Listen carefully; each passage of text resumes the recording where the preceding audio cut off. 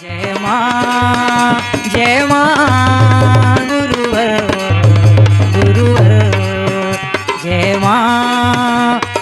मां गुरुवर गुरुवर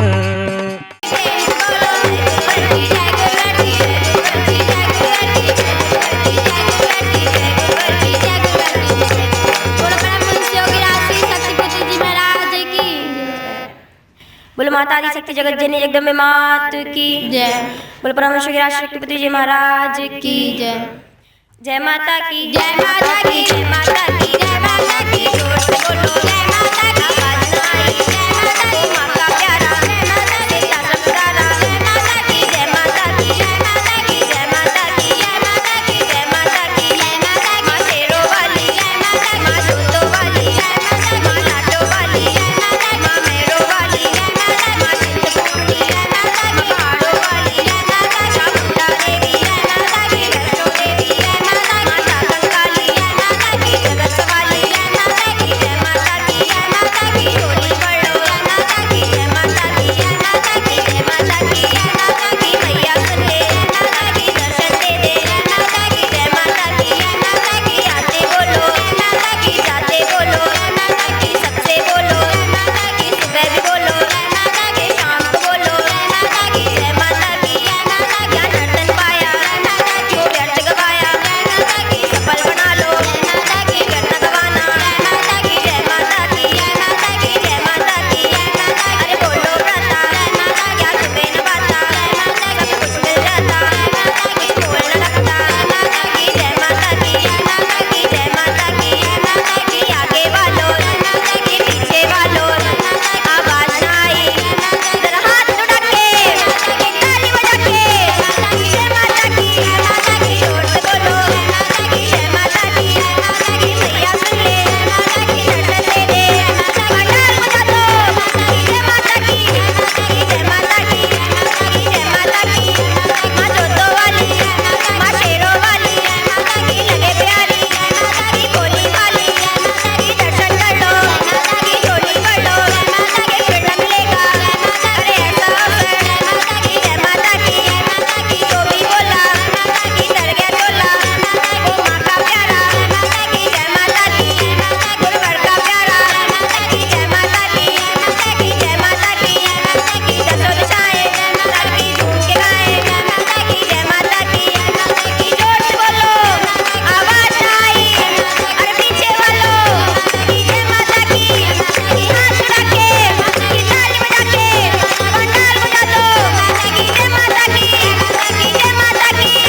अरे मैया आ गई कि दर्शन कर लो कि झोली भर लो कि फिर न मिलेगा कि ऐसा अवसर कि जय माता की जय माता की जय माता की जय माता की बोलो माता दी शक्ति जगत जननी जगदम्बे मात की जय। बोलो परमेश्वर राष्ट्रपति महाराज की जय। माता स्वरूपम देवी स्वरूपम प्रकृति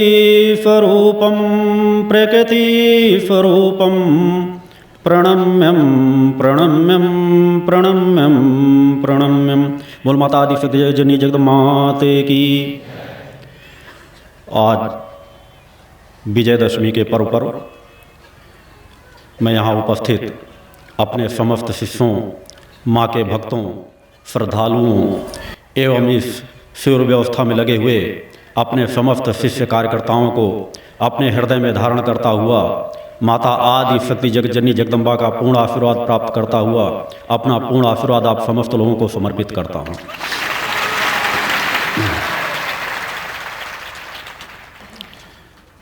यह पावन पवित्र क्षण जिनके बीच आप यहाँ बैठे हैं, चूँकि यह आप सभी जानते हैं, इतना ज्ञान आप सभी को है कि मनुष्य के हर कर्मों का फल मनुष्य के साथ जुड़ता है। तो यही वह क्षण है जो किन्हीं न किसी संस्कारों के फलस्वरूप आप इस शिविर में यहाँ उपस्थित हैं, माँ के जयकारों का आनंद ले रहे हैं, चालीसा पाठ का लाभ ले रहे हैं, कहीं न कहीं कुछ न कुछ मन को एकाग्र करके यहाँ बैठे हैं। यही छोटी छोटी क्रियाएं यही छोटे छोटे आपके कर्म आपको सतमार्ग पर धीरे धीरे बढ़ाते चले जाते हैं।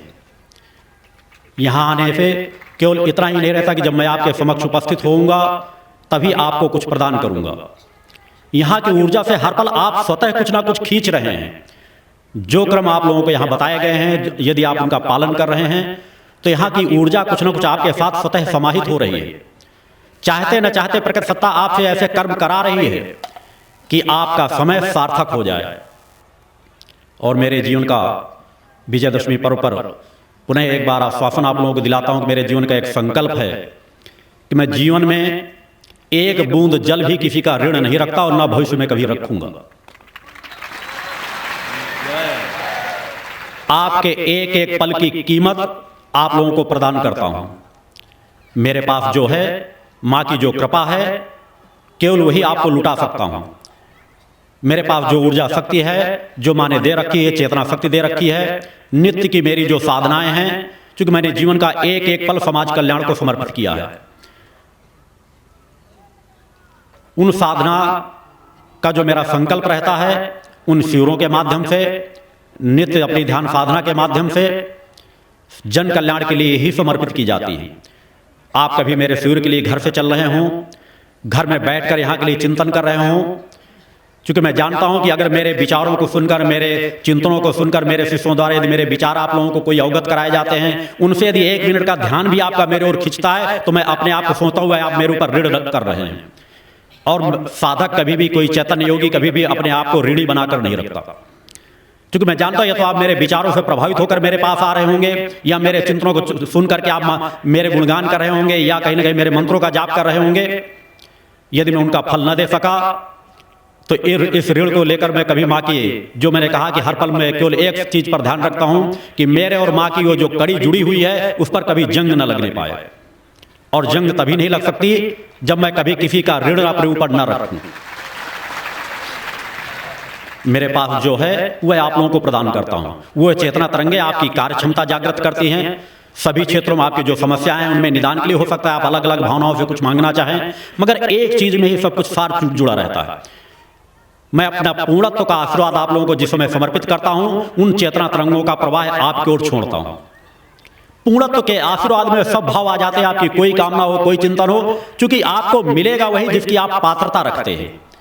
जो मैंने कल और परसों के चिंतन में दिए कि कभी भी अपने इष्ट गुरु और प्रकृति सत्ता को अपने शब्द समर्पित नहीं करना चाहिए कि हमारा ऐसा हम जैसा चाहते हैं वैसा हो, क्योंकि आपका गुरु आपसे ज्यादा इस चीज का अनुभव रखता है कि आपके लिए क्या हितकर है, क्या अहितकर है। वह प्रकृति सत्ता, सर्वशक्तिमान सत्ता हम आपसे ज्यादा जानती है कि मुझे किस चीज की आवश्यकता है, आपको किस चीज की आवश्यकता है, किस चीज में मेरा कल्याण है, किस चीज में आपका कल्याण है। तो उस प्रकृति सत्ता के सामने अपनी बातें रखना बार बार हमारे लिए सिर्फ नादानी होती है। अतः आपका गुरु हर पल आपके साथ रहता है, आपके एक एक क्षणों की आपको कीमत वसूल करके देता है, क्योंकि जो गुरुवर के पास है आपके, वह सब कुछ आपका है। आज विजयदशमी पर्व पर जो मैं जिस क्षेत्र की ओर आपको आगे बढ़ा करके ले जाना चाह रहा हूं, भक्त ज्ञान और आत्मशक्ति का अंतिम चरण, क्योंकि भक्त ज्ञान और आत्मशक्ति का इतना विस्तार है जिसमें एक बहुत बड़ा ग्रंथ तैयार हो सकता है, और भविष्य में इन सब चीजों को विस्तार से मेरे द्वारा धीरे धीरे आप लोगों को प्रदान किया जाता रहेगा, क्योंकि जितनी आपको आवश्यकता उतना ज्ञान आपको दिया जाता है। आगे के वर्षों में जो मैंने 23 जनवरी को कहा था कि धीरे धीरे आप लोगों को साधना पथ की ओर ले जाऊंगा, क्योंकि पूर्व में अनेकों बार मैंने अपने बारे में बताया, यहाँ के बारे में बताया, सब कुछ उन बीच बीच के चिंतनों में अध्यात्म के कहीं न कहीं वो संकेत मैंने दिए। ये सब भक्त ज्ञान और आत्मशक्ति के चिंतन कोटेशन आप लोगों को बहुत पहले मेरे द्वारा दिए गए थे, मगर संक्षिप्त चिंतनों के साथ। कभी नहीं बताया गया कि अष्टमी, नवमी और विजयदशमी पर्व का प्रभाव क्या होता है, हम किस प्रकार भक्त ज्ञान और आत्मशक्ति की गहराई में धीरे धीरे किस प्रकार जाएं। आत्म तत्व के बारे में मेरे द्वारा विस्तार चिंतन है, मगर आत्म तत्व को हम चैतन्य किस प्रकार बनाएं। हर चीज, जिस तरह कुएं से पानी निकालने के लिए बाल्टी और रस्सी की जरूरत पड़ती है, उसी तरह अगर हम आत्म चेतना को चैतन्य बनाए तो किस प्रकार चैतन्य बनाएं। उसी क्रम में भक्त ज्ञान और आत्मशक्ति, जिस तरह मैंने कहा कि भक्त के लिए भाव की आवश्यकता होती है, भक्त के लिए समर्पण की आवश्यकता होती है, कि आपका निष्ठा विश्वास उस अटूट भाव को लेकर के बैठे कि हमारे भक्त में कोई विकल्प नहीं आएगा। और ज्ञान के लिए साधना पथ को तय करने की जरूरत होती है। यदि आप ज्ञान पथ पे बढ़ना चाहते हैं, अध्यात्म ज्ञान अर्जित करना चाहते हैं, आत्मज्ञान अर्जित करना चाहते हैं, तो साधनाएं आपको करना ही पड़ेगा। जो क्रम आपको बताए जाते हैं उन साधना पथों में धीरे धीरे बढ़ें, साधना दो प्रकार की होती है, एक आत्म चेतना के लिए, आत्म तत्व को प्राप्त करने के लिए, एक देवी देवताओं की शक्तियों को प्राप्त करने के लिए। जो मंत्र दिए जाते हैं उनसे देवी देवताओं की शक्ति ऊर्जा प्राप्त होती है, आत्म शक्ति भी धीरे धीरे चैतन्य होती है। कुछ क्रम ऐसे होते हैं जिसमें आत्म शक्ति प्रभाव रूप से चैतन्य पहले होती है, फिर प्रकट सत्ता से संबंधों को जोड़ती है, क्योंकि मूल सार हमारा वहीं पर छिपा हुआ है। जब तक हम आत्म चेतना को चैतन्य नहीं बनाएंगे, जब तक हम अपने आप को पहचानेंगे नहीं, जब तक हम प्रकट सत्ता को नहीं पहचान सकते। प्रकट सत्ता यदि हमारे सामने खड़ी हो चुकी, कण कण में जो व्याप्त है, अगर समाज नहीं देख पाता है, समाज की अज्ञानता है। क्योंकि प्रकृति ने तो सब कुछ आपके अंदर दे रखा है। देवता भी मनुष्य जीवन पाने के लिए किस लिए तरसते हैं? केवल इसलिए कि मनुष्य अपने कर्मों के फलस्वरूप अपनी ऊर्जा तरंगों को प्रभावक बना करके जिस मुकाम को चाहे उस मुकाम को हासिल कर सकते हैं, उस ऋषत्व की चरम सीमाओं को हासिल कर सकते हैं, जिसके लिए देवाधिदेव भी तरसते रहते हैं। क्योंकि किसी देव पद को प्राप्त कर लेना पूर्णत्व तो नहीं होता। इतिहास भी साक्षी आप देखते रहे, चाहे राम का जीवन रहा, चाहे कृष्ण का जीवन रहा, ये सभी की ऋषियों मुनियों के चरणों में नतमस्तक होते थे। ये अलग बात है, ऋषि और देव संस्कृत दोनों एक दूसरे के पूरक हैं, इसलिए वो उनका सम्मान करते हैं, उनका सम्मान करते हैं। मगर वास्तविक सत्य यही है कि ऋषित्व मार्ग सर्वोपरि मार्ग होता है। जिस तरह तमोगुण, रजोगुण और सतोगुण होता है, तमोगुण से ज्यादा प्रभाव हमारा रजोगुण होता है, कि जो तमोगुण है वो विनाश की ओर ले जाता है, रजोगुण विकास की ओर ले जाता है, आपको सुख सुविधाएं को उपलब्ध कराता है। मगर जो सतोगुण है, सतोगुण को प्राप्त कर ले तो वो सबसे सर्वोत्तम होता है, सबसे सर्वोपरि होता है। इसलिए तीन मार्ग जो हैं उनमें सबसे उत्तम मार्ग एक देव मार्ग है, कि आप अपने पूर्णत्व को प्राप्त करके रिद्धियों सिद्धियों की कामना करते हैं, रिद्धियां सिद्धियां प्राप्त कर लें, हम देना किसी को शुरू कर दें, ऋषियां सिद्धियां आशीर्वाद प्राप्त, तो एक देवत्व पथ होता है ऋषित्व मार्ग को से हट करके, कि आज हमारे अंदर जितनी पूर्णता हो गई उतना हम देना शुरू कर देते हैं, अपने पद से विमुख हो जाते हैं।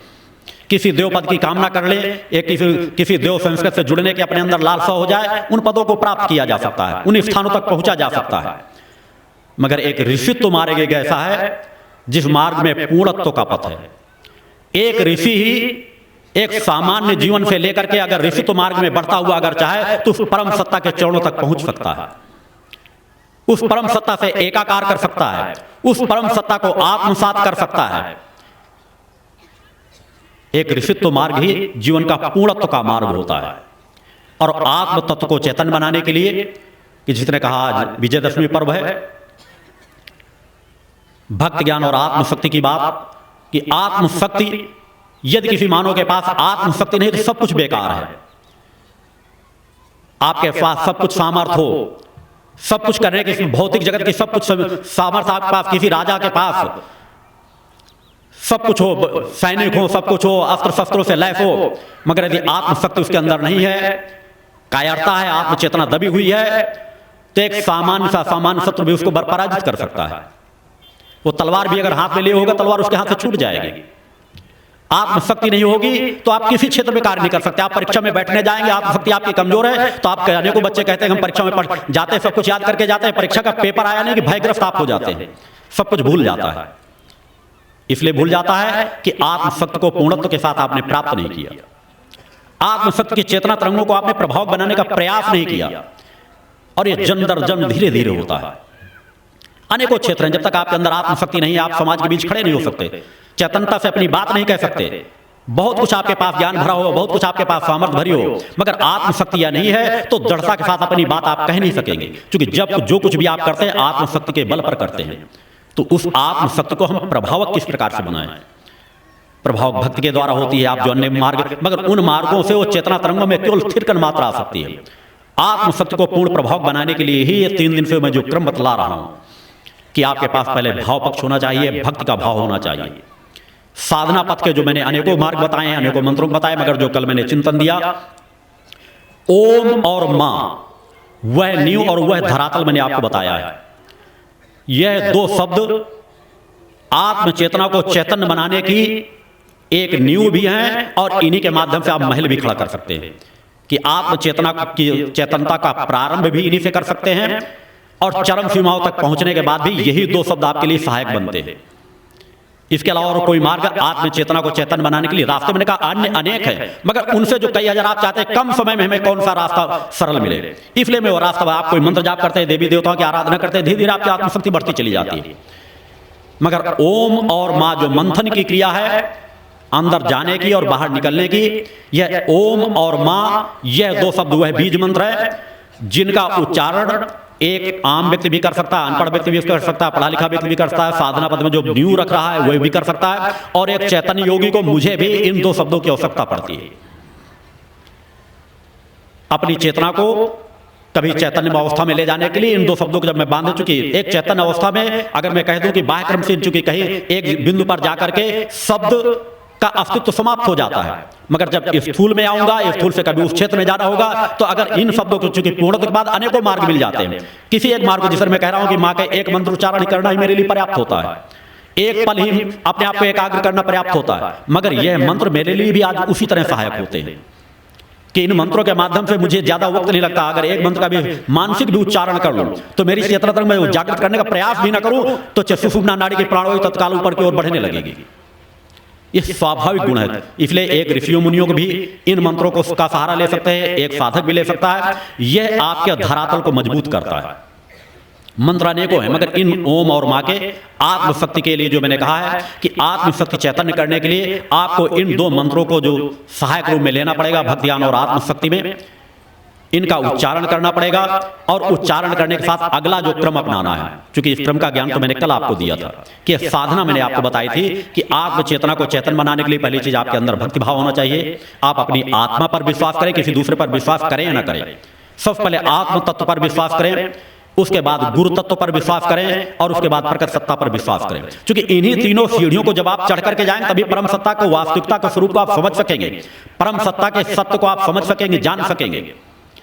और उस आत्म तत्व को चैतन्य बनाने के लिए ज्ञान तो मैंने कल ही दे दिया था, मगर आज आत्म तत्व को चैतन्य बनाकर हम अपने उपयोग किस प्रकार से करें, किस तरह वो चेतना तरंगे हमारी कोशिकाओं में फैलें।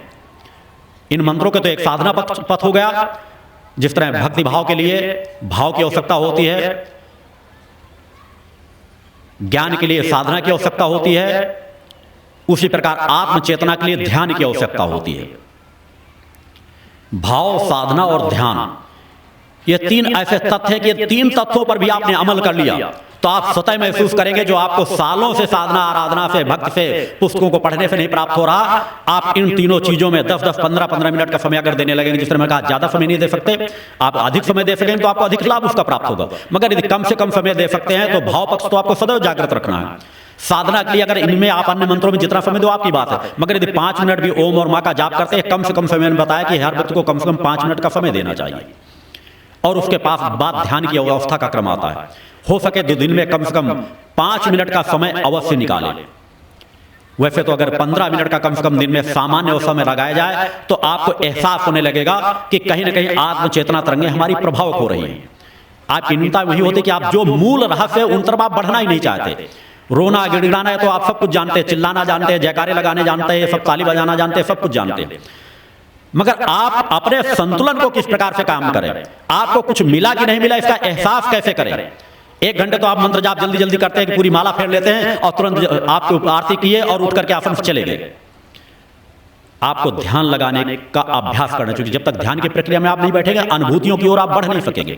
ध्यान की प्रक्रिया में आप नहीं बैठेंगे, आपका मानसिक जो असंतुलन रहता है वो संतुलित नहीं हो पाएगा। ध्यान की प्रक्रिया में आप नहीं बैठेंगे तो आपकी कार्य क्षमता बढ़ेगी नहीं। ध्यान की प्रक्रिया में आप नहीं बैठेंगे तो आपकी याददाश्त आपकी बढ़ेगी नहीं, आपका विवेक जागृत नहीं होगा। आप चाहे जितने मंत्रों का जाप करते चले जाएं, आंशिक फल पड़ेगा जो स्वाभाविक रूप से आपकी चेतना तरंगे प्रभावक हो जाए। जबकि अगर अन्य क्षेत्रों में कुछ कम समय दें, आधा समय इसमें देने लगे, जिस तरह मैंने कहा अगर कम से कम 15 मिनट आप पूजा पाठ करते हैं, मंत्रों का जाप करते हैं, तो 5 मिनट का समय ध्यान की अवस्था में अवश्य दें। क्योंकि ध्यान की प्रक्रिया एक ऐसी होती है जिसमें हमारी आत्म चेतना तरंगे ऊपर की ओर प्रभावक होती हैं। आत्म चेतना तरंगे हमारे आज्ञा चक्र की ओर बढ़ने लगती हैं। वह रास्ता मैं बतला रहा हूं, क्योंकि आप लोग जो अध्यात्म पथ की जानकारियां चाहते हैं कि हमारे पास कम समय रहता है, व्यस्तता रहता है, हम तनाव से कभी उलझन होने लगती है, कभी सर दर्द करने लगता है, कभी कोई समस्या आ जाती है, उन समस्याओं से मुक्ति किस प्रकार से पाएं।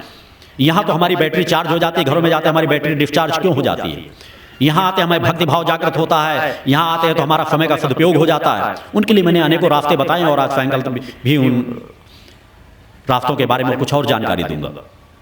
जो आपकी बैटरी चार्ज होने की बात, कि बैटरी तो अंदर चार्जर आपके पास है, सब कुछ आपके पास है, उस कनेक्शन को सिर्फ आपको जोड़ना है। सातों चक्रों की ओर उस कनेक्शन के तार भी पड़ा हुआ है। अंतिम बिंदु पर जो आपके मूलाधार पर वह तार आपस में टच नहीं है, उनको टच करने का अभ्यास करना है। और टच करने का अभ्यास किस प्रकार होगा? जिस तरह आप पुस्तकों में जितनी कुंडली चेतना जागृत करने की जितनी भी पुस्तकें रखी हैं, आप जीवन पर्यंत लगा देंगे तो एक चेतना तरंग भी आपके आज्ञा चक्र को स्पर्श नहीं कर सकेगी। क्योंकि उसमें जिस तरह बताया गया कि मूलाधार में ध्यान लगाते रहो, फिर इस चक्र में ध्यान लगाओ, इस चक्र में ऐसा ध्यान करो, इस चक्र में ऐसा ध्यान करो। मैंने आपको वह मूल रहस्य बताया, रहस्य की जानकारी मैंने दी है कि आज्ञा चक्र आपका राजा चक्र होता है, जिसे तीसरा नेत्र कहते हैं। क्योंकि आप स्थूल जगत में तो इन दो नेत्रों से सब कुछ देख सकते हैं, फिर आपको कुछ आगे हासिल करने की जरूरत नहीं। मगर आप जब तक अपने तीसरे नेत्र को प्रभाव नहीं बनाएंगे, जब तक आप पहले अपने अंदर की ही चेतना तत्व को एहसास नहीं कर सकेंगे, महसूस नहीं कर सकेंगे, जान नहीं सकेंगे।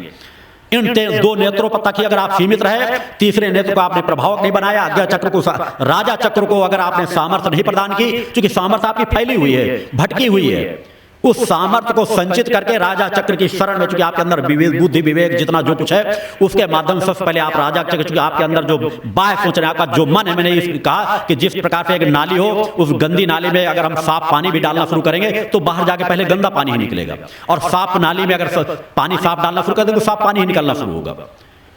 तो हमारे अंदर जो विचार है, मन है, यदि मन को हम दूसरे क्षेत्रों में घुमा के लग जाएंगे, दूसरे चक्रों में पहले डालना शुरू कर देंगे तो हमारे विचार भटकने लगेंगे। क्योंकि आपको एहसास ही नहीं कि इन चक्रों की अच्छाइयां और बुराइयां क्या है। मूलाधार, जब मूलाधार में मात्र थिरकन मात्र होने लगती है, आपकी आध्यात्मिक प्रति रुचि पैदा होगी, मगर क्रोध का आवेग आवश्यकता से ज्यादा बढ़ेगा, तीव्रता आएगी, यहां तक कि कई बार लोग मानसिक असंतुलन के शिकार हो जाते हैं। ब्लड प्रेशर आवश्यकता से ज्यादा हाई हो सकता है यदि आप केवल मूलाधार को, चक्र को ही जगाने का प्रयास करेंगे। मूलाधार में हल्की सी थिरकन आने लगेगी, मूलाधार में हल्की चेतना। आप देखते हैं कि जब गुरु जी हम पूजा पाठ में थे तो हमको क्रोध बढ़ने लगता है, क्योंकि इन चक्रों का स्वाभाविक गुण है।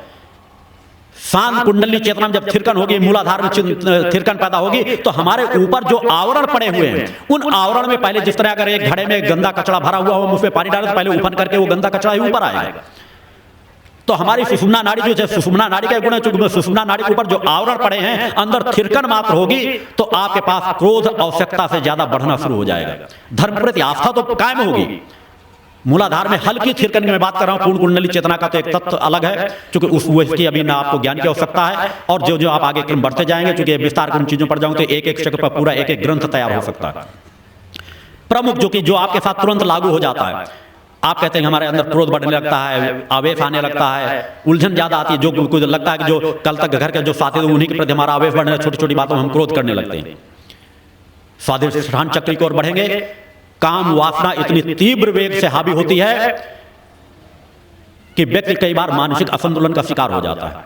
आप पहले भले कहते रहे कि मुझे मेरे अंदर वासना नहीं रहती, वासनात्मक भाव नहीं आता, मगर जब आप मूलाधार से स्वाधिष्ठान चक्र की ओर बढ़ेंगे, चूंकि सब चक्र हैं आपके, उन चक्रों की ओर बढ़ेंगे तो काम वासना इतनी तीव्र वेग से आती। कई लोग जैसे पत्र लिखा करते हैं, गुरुदेव जी ऐसे भाव पैदा हो जाते हैं, कई बार अपने इष्टों के प्रति विचार भटकने लगते हैं, भाव पैदा एकदम उलझन आ जाती, तनाव आ जाती, सब ये स्वाभाविक कर्म है।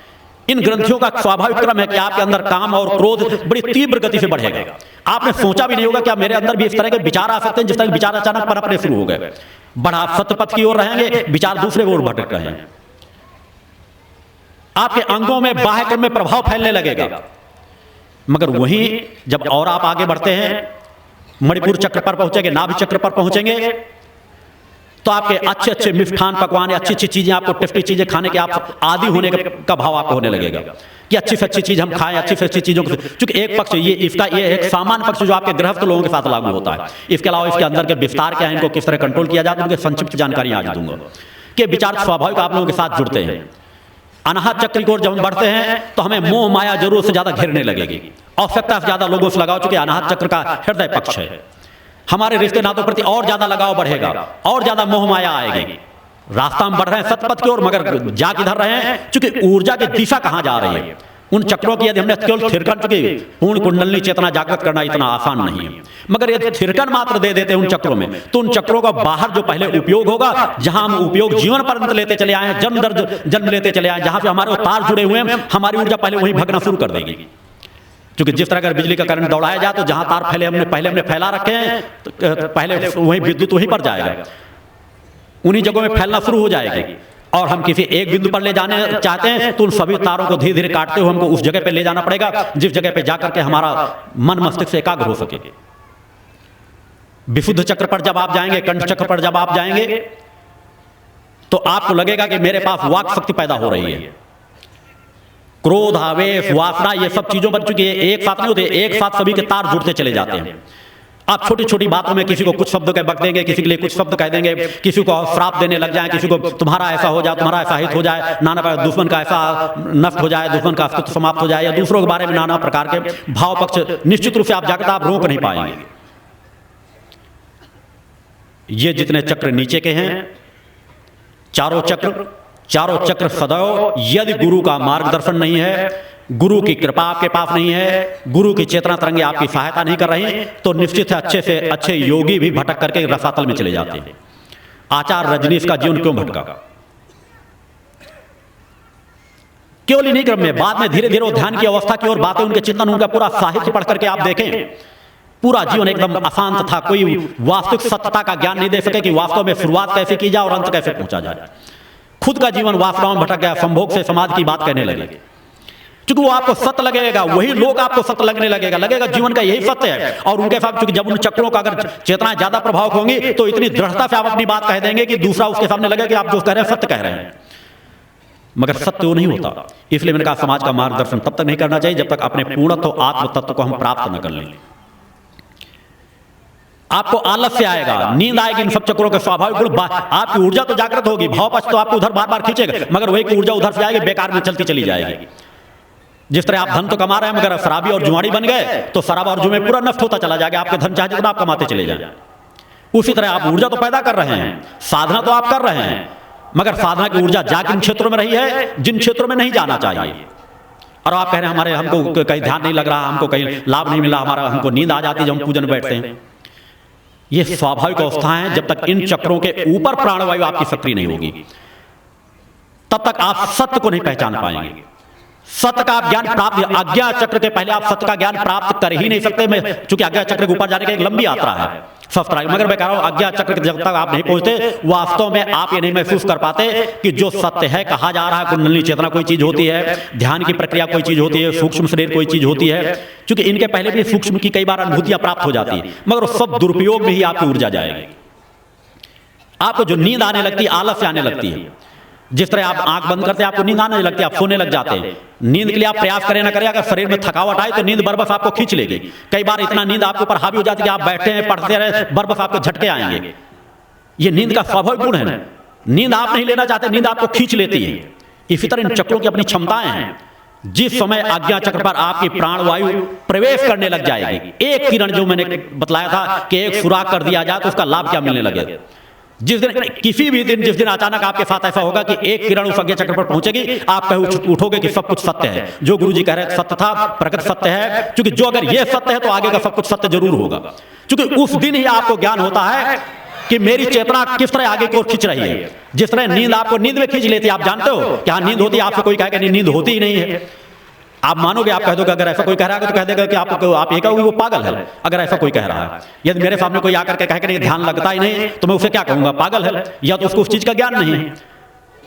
जैसे आपको कोई नींद के लिए कहे कि नहीं नींद होती नहीं, नींद तो आती ही नहीं है, क्योंकि आपको नींद सभी लोग लेते हैं। आप कह सकते हैं नहीं नींद आती है, नींद हमको खींच लेती है, अब थकावट में हो, हम थोड़ा सा प्रयास करते हैं तो नींद आ जाती है, थोड़ा सा अभ्यास करते हैं तो नींद आ जाती है। कई बार नींद हमको बरबस अपनी ओर खींच लेती है। उसी तरह हम पलड़े को, क्योंकि पलड़े से इतना विपरीत खड़े हैं, जिस दिन हम प्रयास करके उस बिंदु तक पहुंच जाएंगे, जबकि आप प्रयास करें तो हो सकता है 2 साल 4 साल 5 साल लगे, किसी को 1 महीने लग सकता है, किसी को 4 महीने लग सकता है, किसी को 20 साल भी लग सकते हैं। मगर यदि उस बिंदु तक पहुंचना हमारा कर्तव्य बनता है, मनुष्योचित कर्तव्य बनता है कि जिस तरह हम नींद का आनंद लेकर के इस शरीर को हमको कुछ राहत मिल जाती है, मगर मैं कह रहा हूं अगर ध्यान का आनंद लेने लगे, जो 4 घंटे की नींद में नहीं मिलेगी वो आधे घंटे के ध्यान में आप प्राप्त कर लेंगे। क्योंकि रास्ते हैं, जिस दिन चेतना तरंग आपको जाएगी तो आपको एहसास होगा कि आपका ध्यान किस तरह आपको ऊपर की ओर खींचता है। आप नीचे की ओर भी जाना चाहें तो आपको ध्यान, आपको जिस तरह मैं कह रहा हूं कि एक प्रेमी प्रेमिका किसी जगह बैठे हो, एक बच्चा मां की गोदी में बैठा हुआ हो और मां की गोदी से उसे छीना जाए, हटाया जाए तो बच्चा रोने लगता है। जिस तरह आप आवश्यकता से ज्यादा नींद में हो, किसी बच्चे को कहे कि बेटा भोजन कर लो, जाके बैठ के पढ़ो, तो लोग उसको लगता है जैसे कोई मार रहा हो, उसे लगे बस नींद ही मेरे लिए सब कुछ है, खाना मिले चाहे मिले सब कुछ बेकार है। उस दिन आपको सत्य का भान होगा। जिस दिन आपका ध्यान आपकी ओर खींचने लगा, आपको लगे नहीं मेरे शरीर में तो कुछ है, वह है जो सामान्य तौर पर नहीं मैं देख पाता था, वह है जो मुझको कहीं ना कहीं ऊपर बरबस अपनी ओर खींच रहा है। या देवी सर्वभूतेषु शक्ति रूपेण संस्था नमस्तस्यै नमस्तस्यै नमस्तस्यै नमो नमः।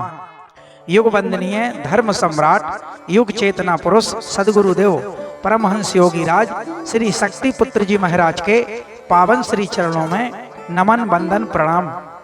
तप योग ध्यान साधना की पावन स्थली धर्मधुरी पंच ज्योति शक्ति तीर्थ सिद्धाश्रम की स्थापना मध्य प्रदेश के शहडोल जिले की व्यवहारी तहसील में परम पूज्य गुरुवर श्री के द्वारा दिनांक 23/1/1997 को की गई है, जहां पर 15/4/1997 से श्री दुर्गा चालीसा अखंड पाठ मंदिर में अनवरत अनंत काल के लिए श्री दुर्गा चालीसा का पाठ जन जन के कल्याण हेतु चल रहा है।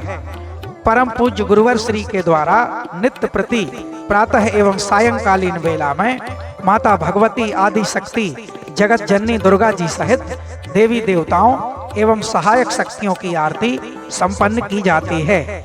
मूल ध्वज साधना मंदिर में भी नित्य प्रति होने वाली प्रातः एवं सायंकालीन वेला की आरती में भक्त उपस्थित होते हैं तथा मानसिक शारीरिक समस्याओं के निवारण के साथ ही सुख शांति समृद्धि का आशीर्वाद प्राप्त करते हैं। परम पूज्य गुरुवर श्री से नित्य प्रति प्रातः एवं सायंकालीन मिलने के निःशुल्क क्रम में माँ के भक्त व परम पूज्य गुरुवर श्री के शिष्य अपनी मनोभावना को श्री गुरु चरणों में समर्पित करके समुचित समाधान व आशीर्वाद प्राप्त करते हैं। परम पूज्य गुरुवर श्री अब तक 1 करोड़ से अधिक भक्तों से व्यक्तिगत रूप से मिलकर उन्हें यथोचित निर्देशन प्रदान कर चुके हैं। परम पूज्य गुरुवर श्री से मिलकर उचित दिशा निर्देशन प्राप्त करके संकल्पित होकर करोड़ों लोगों ने नशे मांसाहार से मुक्त चरित्रवान एवं चेतनावान जीवन अपनाया है और वर्तमान में भी नित्य प्रति सैकड़ों लोग नशा मुक्त होने के लिए सिद्धाश्रम पहुंचते हैं। परम पूज्य गुरुवर श्री के 20 लाख से भी अधिक दीक्षा प्राप्त शिष्य हैं, जो वर्तमान के अनीति अन्याय अधर्म से ग्रसित भयावह वातावरण में भी माँ की पावन ज्योति से प्रज्वलित अपने घरों में मामय वातावरण के मध्य साधनात्मक जीवन जीते हुए आत्म कल्याण एवं जन कल्याण के पथ पर अग्रसर हैं। ज्ञात हो कि सिद्धाश्रम में गत 28 वर्षों से माँ अन्नपूर्णा भंडारा संचालित है, जहां नित्य प्रति सुबह शाम हजारों भक्त सुरुचिपूर्ण भोजन प्राप्त करते हैं। साथ ही आश्रम में ठहरने हेतु विभिन्न आवासीय व्यवस्थाएं भी निःशुल्क हैं। पंच ज्योति शक्ति तीर्थ सिद्धाश्रम में पावन सिद्धाश्रम सरिता के तट पर स्थित सर्व सुविधा युक्त त्रिशक्ति गौशाला के दर्शन करके भक्तगण अभिभूत हो जाते हैं। परम पूज्य गुरुवर श्री के निर्देशानुसार प्रत्येक माह के शुक्ल पक्ष की अष्टमी को गौ सेवा समर्पण दिवस मनाया जाता है। इस दिवस पर परम पूज्य गुरुवर श्री एवं पूजनीय शक्तिमयी माता जी के द्वारा समस्त गौवंशों को अपने कर कमलों से रोटियां खिलाई जाती हैं। गौशाला के समीप ही परम पूज्य दंडी सन्यासी स्वामी श्री राम प्रसाद आश्रम जी महाराज की समाधि मन को शीतलता प्रदान करती है और निकट ही स्थित दानवीर गुफा स्थल भी दर्शनीय एवं असीम शांति का स्रोत है। सिद्धाश्रम में प्रति वर्ष शारदीय नवरात्र के पावन अवसर पर शक्ति चेतना जन जागरण शिविर का विशाल आयोजन किया जाता है, जिसमें मां के लाखों भक्त व श्रद्धालु योग ध्यान साधना के क्रम का लाभ प्राप्त करते हैं तथा परम पूज्य गुरुवर श्री के दिव्य चेतनात्मक चिंतन श्रवण करने के साथ अलौकिक दिव्य आरतियों का भी आनंद प्राप्त करते हुए ममतामयी माँ की कृपा एवं परम पूज्य गुरुवर श्री का आशीर्वाद प्राप्त करते हैं। सिद्धाश्रम स्थापना दिवस 23 जनवरी के पावन अवसर पर प्रति वर्ष अखिल भारतीय सिद्धाश्रम दौड़ प्रतियोगिता का आयोजन किया जाता है तथा इसी दिन योग भारती विवाह पद्धति से सामूहिक विवाह और सायंकालीन वेला में अखिल भारतीय सुर संध्या एवं कवि सम्मेलन का भी आयोजन होता है। सिद्धाश्रम में स्थित जनसंपर्क कार्यालय के माध्यम से विभिन्न जानकारियां प्राप्त होती हैं तथा सिद्धाश्रम से ही प्रकाशित मासिक समसामयिक सिद्धाश्रम पत्रिका व राष्ट्रीय साप्ताहिक समाचार पत्र संकल्प शक्ति भी प्राप्त कर सकते हैं, जिनके माध्यम से परम पूज्य गुरुवर श्री की ऋषि वाणी महत्वपूर्ण समसामयिक लेख आदि का अध्ययन कर सकते हैं। जनसंपर्क कार्यालय से ही मां के प्रसाद स्वरूप निःशुल्क शक्ति जल का वितरण भी होता है। इसी दिव्य शक्ति जल के माध्यम से आज करोड़ों लोग नशा मुक्त होकर अपनी विभिन्न मानसिक शारीरिक व्याधियों से मुक्त हुए हैं और अपने जीवन में चेतनात्मक ऊर्जा को प्राप्त किया है। जन कल्याण की भावना को लेकर सिद्धाश्रम में स्थापित निःशुल्क वस्त्र सहायता केंद्र के माध्यम से अब तक लाखों जरूरतमंद बच्चों, पुरुषों एवं महिलाओं को उनकी आवश्यकता अनुसार वस्त्र प्रदान किए गए हैं और यह क्रम अनवरत जारी है। सिद्धाश्रम में पर्यावरण की रक्षार्थ व्यापक स्तर पर पौधारोपण का क्रम चलता रहता है। यहाँ पर विभिन्न प्रकार के फलों, औषधियों, पुष्पों आदि के हजारों वृक्ष हैं। कृषि व उद्यान संवर्धन के क्षेत्र में यहाँ की हरियाली देखते ही बनती है। आश्रम में भोजन व्यवस्था के उपयोगार्थ प्रचुर मात्रा में विभिन्न प्रकार की सब्जियों की भी पैदावार होती है। परमहंस योगी राज श्री शक्ति पुत्र जी महाराज द्वारा मानव सेवा, धर्म रक्षा एवं राष्ट्र रक्षा के लक्ष्य को लेकर गठित की गई त्रिधाराओं भगवती मानव कल्याण संगठन, पंच ज्योति शक्ति तीर्थ सिद्धाश्रम एवं भारतीय शक्ति चेतना पार्टी के माध्यम से सशक्त विचारधारा के अनुरूप कार्य किया जा रहा है। दिनांक 15/3/1995 को गठित भगवती मानव कल्याण संगठन के माध्यम से संगठन के 1 लाख से अधिक सक्रिय कार्यकर्ताओं के द्वारा नशे मांसाहार से मुक्त चरित्रवान, चेतनावान, परोपकारी एवं पुरुषार्थी समाज का निर्माण किया जा रहा है। समाज कल्याण के लक्ष्य को लेकर संगठन के द्वारा नशा विरोधी जन आंदोलन चलाया जा रहा है। इसके माध्यम से शराब माफियाओं के विरुद्ध खुले अभियान के अंतर्गत पिछले कुछ वर्षों में ही 2000 से अधिक अवैध शराब के विक्रय व परिवहन को पकड़कर कानूनी कार्यवाही कराई गई है। इस अभियान में संगठन एवं पार्टी के हजारों सक्रिय एवं जुझारू महिला व पुरुष कार्यकर्ता दिन रात लगे हुए हैं। समाज को शुद्ध औषधियों एवं खाद्य पदार्थों की उत्कृष्ट उपलब्धता सुनिश्चित कराने के उद्देश्य से Siddhashram Ayurveda and food product private limited के अंतर्गत विभिन्न प्रकार के उत्पादों का लगातार निर्माण किया जा रहा है, जिन्हें आप प्रतिष्ठान से संपर्क करके प्राप्त कर सकते हैं। साथ ही व्यापार की दृष्टि से कार्य करने के इच्छुक सदस्य एजेंसी प्राप्त करने हेतु संपर्क कर सकते हैं। आप सभी का आह्वान है कि पंच ज्योति शक्ति तीर्थ सिद्धाश्रम पहुंचकर यहाँ पर चल रहे माँ के अखंड गुणगान एवं साधना क्रमों में सम्मिलित होकर तथा ऋषिवर परम पूज्य सद्गुरुदेव श्री शक्ति पुत्र जी महाराज के पावन दर्शन प्राप्त करके स्वयं को सौभाग्यशाली बनाएं। साथ ही मानवता की सेवा, धर्म रक्षा एवं राष्ट्र रक्षा के लक्ष्यों में सहभागी बनने हेतु भगवती मानव कल्याण संगठन आप सभी का सादर आह्वान करता है। जय माता की, जय गुरुवर की। जय मां, जय मां।